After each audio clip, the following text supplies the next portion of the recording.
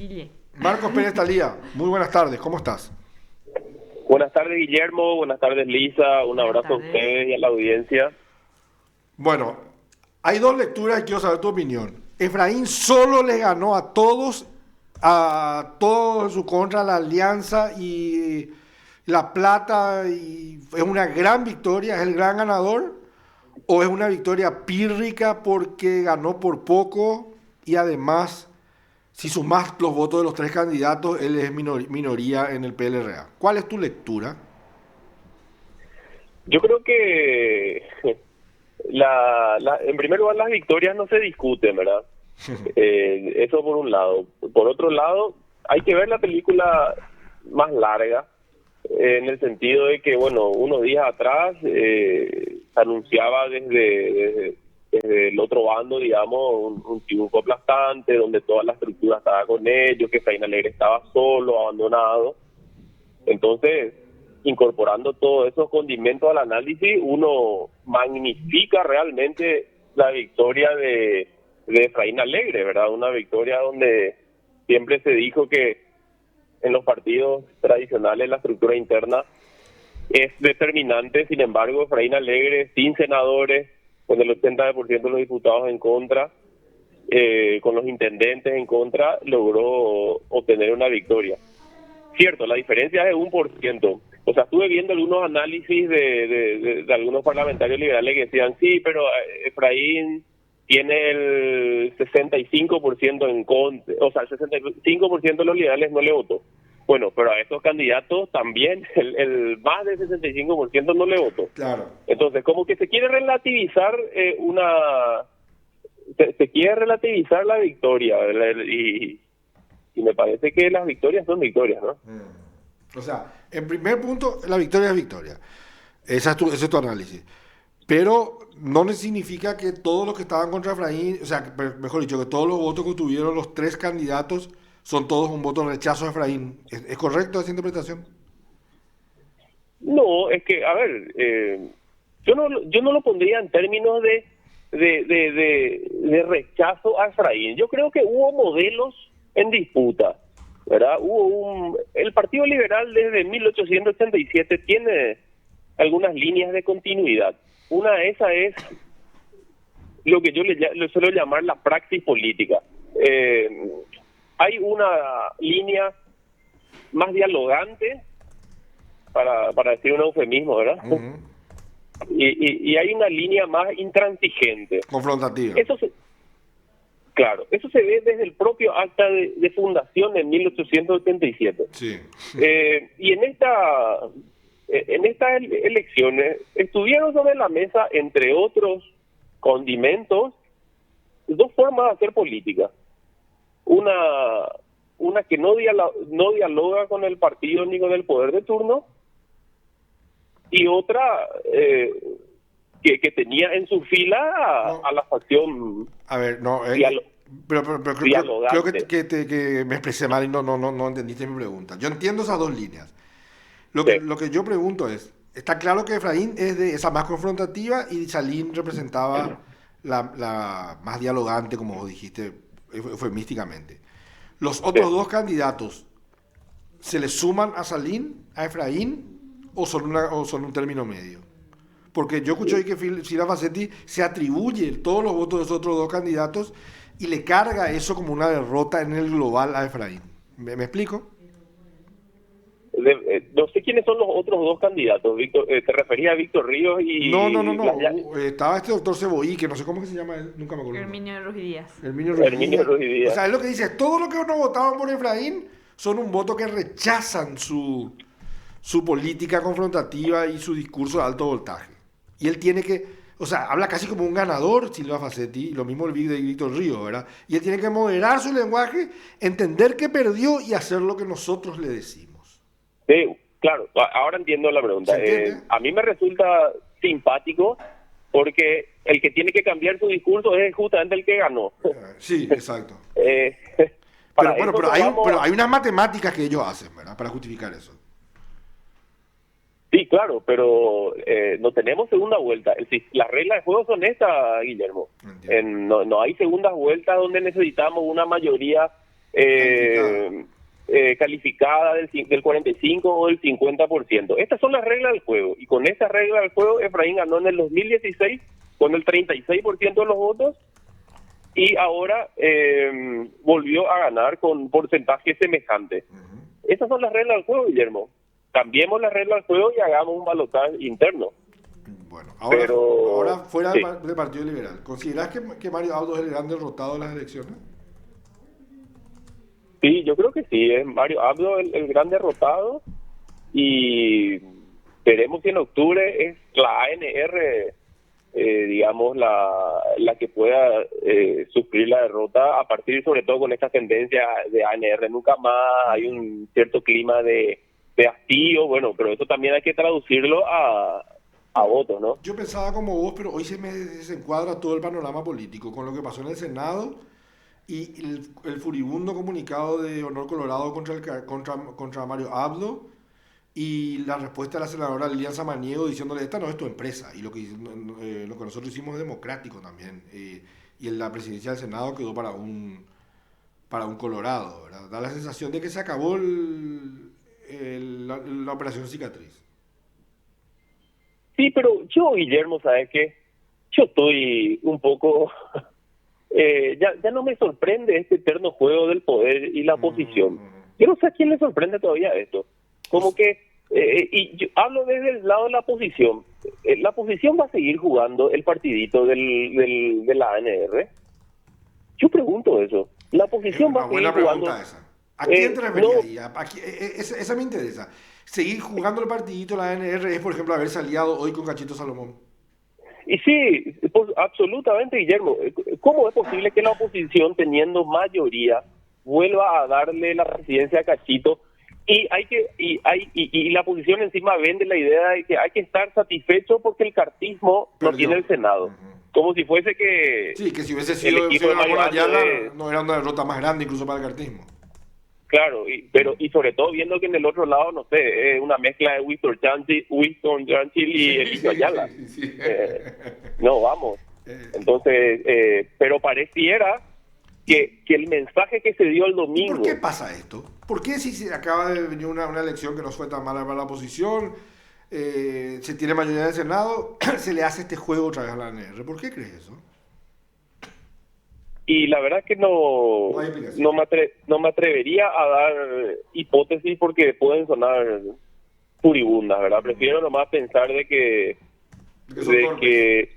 hay un cálculo estratégico muy a corto plazo. También hay intereses de muchas cosas, de cargos, supongo de dinero también en juego.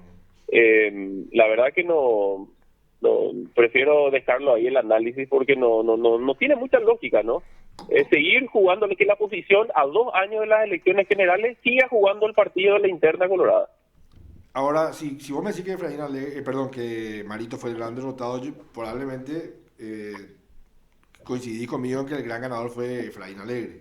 Pero Efraín Alegre ganó la presidencia del partido, todavía no se postuló a presidente.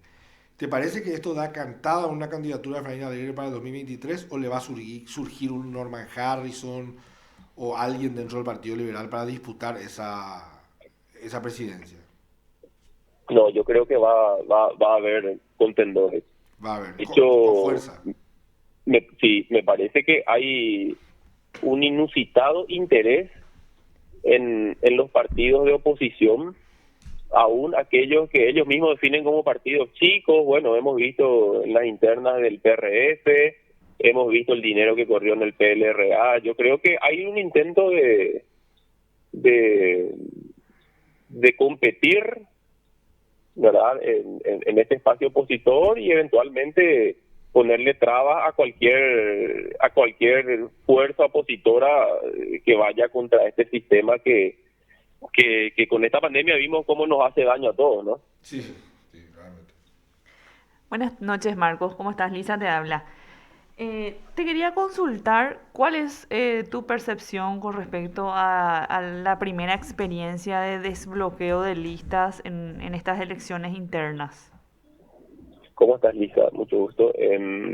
Bueno, por ejemplo, viendo la lista de miembros del directorio del Partido Liberal, del PLRA, la número 1, Vidalia Franco, en realidad era número 9. Ah, mira. Interesante. Ahí vimos cómo la gente hizo uso de esta herramienta, sí, y reordenó el número original que habían establecido la facción, digamos. Bueno, estoy viendo también la lista casi definitiva de concejales del Partido Colorado, y ahí también hubo un reordeno interesante. ¿En cuál, a mí me llamó la atención. Por ejemplo, el que está número 1 en realidad era número 3, o sea, a eso me refiero. La concejalía ANR Asunción. Pero sí, por ejemplo, me llamó la atención que en Asunción ANR penalizó mucho a la mujer. Mira, qué dato no menor, porque a partir de lo que establece el Código Electoral y las reglamentaciones internas de los partidos, bueno, cada 3 candidatos, una mujer al menos. Pero con el desbloqueo, con este voto preferencial, entre los 15 primeros lugares, solo una mujer había. Ya. O sea, el voto de hombres y mujeres, digamos, en este afán de reordenar los números originales, acabaron penalizando la integración de mujeres que estén cerca de los cargos que puedan entrar. Pero bueno, al margen de esto, hay que ver si se confirma efectivamente en octubre. Pero sí, hemos visto cómo el electorado hizo uso de esta herramienta para reordenar los números originales. Ahora, ¿te parece interesante desde el lado de que uso de urnas electrónicas acompañado, esto lo hizo un poco más rápido incluso a la hora del conteo? Sí, definitivamente. Y es más, yo creo que incluso facilita las cuestiones como de impugnación, que son clásicas, casi forman parte del folclore de nuestras jornadas electorales, ¿verdad? A veces se gana la cancha y mediante impugnaciones se pierden. Bueno, el Partido Liberal tiene una historia casi trágica con eso, que fue con las urnas de Liberty del 2012. Sí. Que tenía olor a fraude. Con un fuerte tufo a fraude, ¿verdad? Y sin embargo, con estas urnas electrónicas, ahora, está llamando la atención algo respecto al Partido Liberal, la cantidad de votos en blanco. Sí. Y yo creo que no responde necesariamente a una desafección o a un enojo. Fíjense, por ejemplo, ¿Y a qué responde? En la lista a presidente, en la votación para elegir presidente, hubo en torno a 67.000 votos en blanco. Muchísimo. Para la lista del directorio, 91.106 votos en blanco. Sí. Para la lista la JLRA, para elegir el presidente de la J, 34.809. ¿Saben? El ganador tuvo apenas 28.900 votos. O sea, si voto en blanco hubiese sido candidato, voto en blanco le ganaba a todos. Sí, impresionante. Entonces, la hipótesis de la desafección y del enojo, yo la pondría, digamos, para estudiarla mejor. ¿Pero por qué yo creo que... ¿Cómo? ¿Pero por qué crees que la gente se fue y votó en blanco? ¿O fue un error en el manejo de la urna? Yo creo, estuve viendo unos informes que mostraban que en la ANR, por ejemplo, hubo en torno a 5.000 jornadas de capacitación con las urnas electrónicas. En el PLRA hubo menos de 500. Eso podría ser, yo no digo que esto sea así, pero a la hora de plantear hipótesis y buscar respuestas a este fenómeno, porque la verdad que es un fenómeno inusitado, me parece que habría que poner también el foco de atención en la capacitación, en lo novedoso que es la herramienta para votar y trabajar desde allí, porque la verdad que viendo, porque plantearon como que no, el problema es que Efraín Alegre se pelea mucho, Gusar, Quillano, etcétera. Bueno, está bien, pero viendo, por ejemplo, ¿y la juventud? En la juventud ocurrió con un porcentaje incluso superior, o sea, los votos en blanco son mayores que el ganador en la juventud. Marcos, una consulta. ¿Por qué no interpretar de que fue un desacuerdo con, o sea, que no había, no gustaba al elector ninguna de esas opciones? Y mira, te puedo llegar a creer o puedo llegar a considerar válida la hipótesis cuando hablamos de la fórmula presidencial. Bueno, no te gusta Efraín, tenés a Lim, bueno, eran 4 opciones, ok. Pero, por ejemplo, para miembros del directorio, con encima voto preferencial, tenía en torno a más de 150 opciones, tenía. Entonces, había una oferta mucho más variada con la posibilidad encima de otorgar un voto preferencial. Eso es lo que me hace un poco de ruido. Me cuesta considerar como única hipótesis la idea del enojo y la desafección. Me gustaría seguir explorando y pensar que pueden haber un par más de variables que expliquen lo que ocurrió. Ujú. Ahora, con respecto a las viejas prácticas, los mismos vicios que se repiten en las épocas de elecciones, ¿crees que se repitieron, se dieron las mismas, pero en modo COVID, vamos a decirlo? Sí, bueno, por lo menos en lo que estuve viendo, sí, efectivamente la fiscalía creo que imputó a 1 o 2 personas, se vio algún intento de compra de cédulas, sí, efectivamente, yo creo que necesitamos avanzar en eso. Y bueno, de hecho, si ustedes se fijan los informes que hacen los organismos internacionales, los veedores internacionales en las elecciones generales son siempre lapidarios respecto a eso, ¿verdad? Denuncian compra de votos, arreos, inhabilitación por retención de cédula de identidad, un montón de cuestiones que de alguna manera vician al proceso democrático. Marco, ¿cómo lees lo que pasó hoy en el Senado? Más que lo que pasó hoy en el Senado, la reacción reciente de Honor Colorado y la respuesta de... ¿Podría darse una ruptura en el Partido Colorado? Y yo, Guillermo, soy un poco incrédulo respecto a esta dinámica, ¿verdad? Perdón por la expresión, pero es más viejo que el diablo este enojo entre los líderes colorados. Y antes que una crisis, para el Partido Colorado a mí me parece que es una fuente de vitalidad. Porque de alguna manera incluso toda la oposición está prendida y disputando la pelea colorada. Cierto, hoy la nota de Honor Colorado firmó el propio Horacio Cartes, que no es poca cosa. No es poca cosa, sí. No es poca cosa. O sea, la firma del expresidente de la República en la nota indica, supongo, un enojo importante, ¿no? Pero al margen de lo particular, ¿verdad? De esta coyuntura, insisto en que es una práctica que se repite constantemente en estos 32 años de democracia. Una facción que gobierna se enoja con la facción disidente y toda la oposición estamos, bueno, disputando.